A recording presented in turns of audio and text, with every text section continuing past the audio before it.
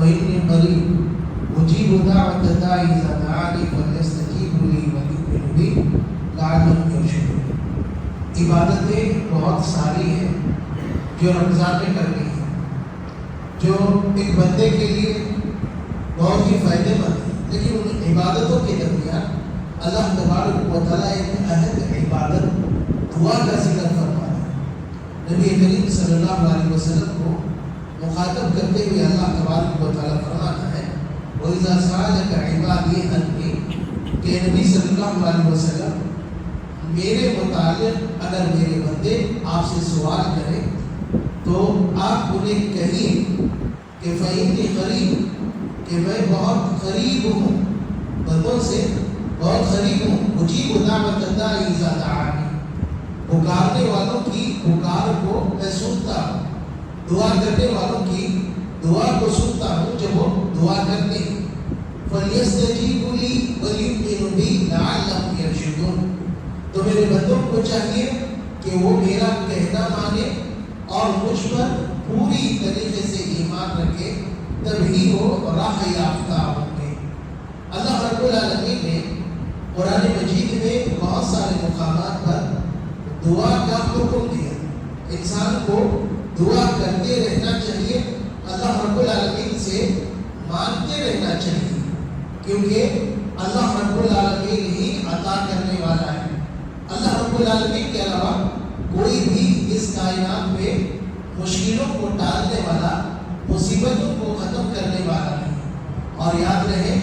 انسان کے دعا کے ذریعے ہی اس کی مصیبتیں دور ہوتی ہیں، اس کی مشکلات کا خاتمہ ہوتا ہے، لیکن شرط یہ ہے کہ انسان اللہ تبارک و تعالیٰ سے ہی دعا کرے، کیونکہ اللہ رب العالمین ہی ہر چیز پر قادر ہے۔ جو اللہ کو چھوڑ کر دوسروں سے مانگتے ہیں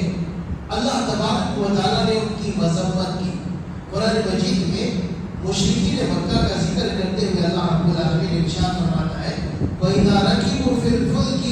دَعَوُا اللَّهَ مُخْلِصِينَ لَهُ الدِّينَ، کہ یہ مشرکین مکہ جو اللہ کے علاوہ بہت سارے بتوں کے پوجنے والے تھے، جب کشتی میں سوار ہوتے اور ان کی کشتی سمندر میں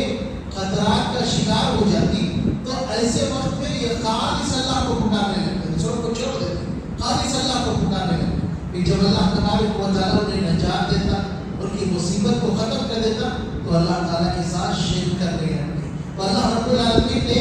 غیر اللہ سے مانگنے سے منع کیا، اور غیر اللہ سے مانگنا یہ اچھی چیز نہیں ہے۔ نبی کریم صلی اللہ علیہ وسلم ارشاد فرماتے ہیں کہ وَمَنْ سَرَّهُ وَيَسْتَجِيبَ اللَّهُ لَهُ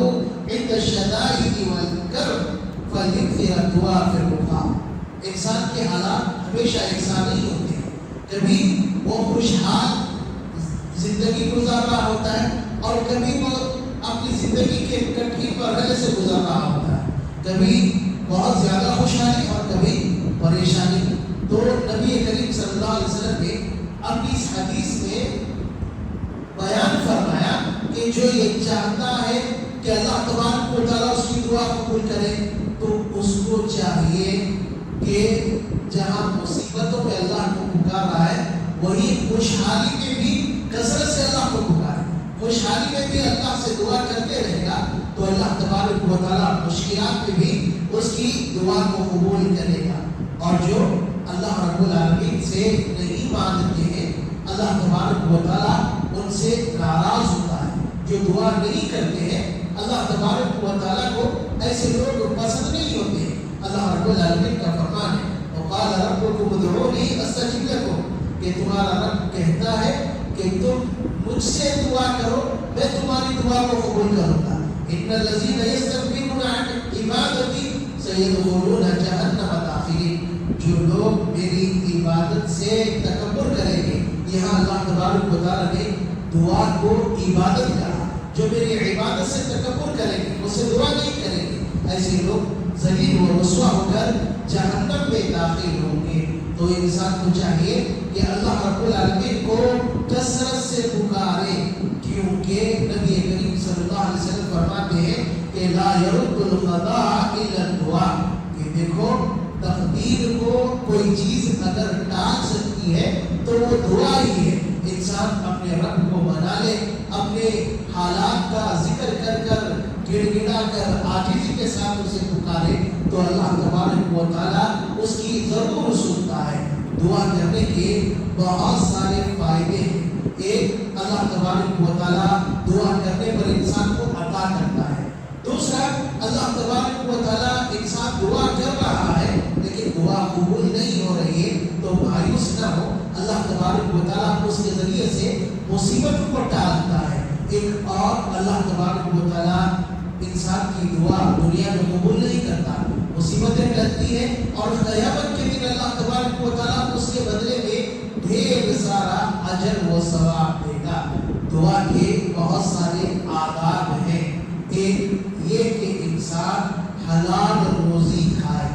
اپنی روزی کو حلال بنائے، کیونکہ حرام روزی دعا کی قبولیت میں رکاوٹ ہوتی ہے۔ اللہ تبارک و تعالیٰ حرام کھانے والے کی دعا قبول نہیں کرتا، ویسے ہی اللہ تبارک و تعالیٰ سے عاجزی و انکساری کے ساتھ دعا مانگے۔ ایک اور چیز، دعا مانگنے کے بعد جلد بازی نہ کریں۔ نبی کریم صلی اللہ علیہ وسلم جلد بازی کرنے کو دعا کی قبولیت میں رکاوٹ قرار دیا۔ آپ سے جلد بازی کسے کہتے ہیں سوال کیا گیا تو آپ صلی اللہ علیہ وسلم نے فرمایا کہ بندہ دعا کرے اور اس کے بعد یہ کہنا شروع کر دے میں دعا کر رہا ہوں لیکن دعا قبول نہیں ہو رہی ہے، تو نبی کریم صلی اللہ علیہ وسلم نے فرمایا یہ جلد بازی ہے۔ اور خاص کر رمضان کے تعلق سے نبی کریم صلی اللہ علیہ وسلم نے دعا کی ترغیب دی اور فرمایا کہ اللہ تبارک و تعالیٰ نے رمضان کے دن و رات میں ایک ایسی گھڑی رکھی ہے جس میں بندہ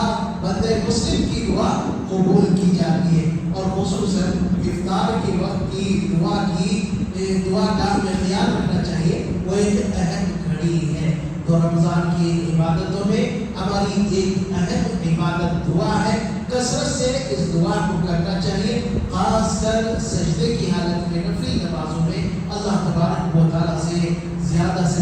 دعا کرنی چاہیے۔ اللہ تبارک و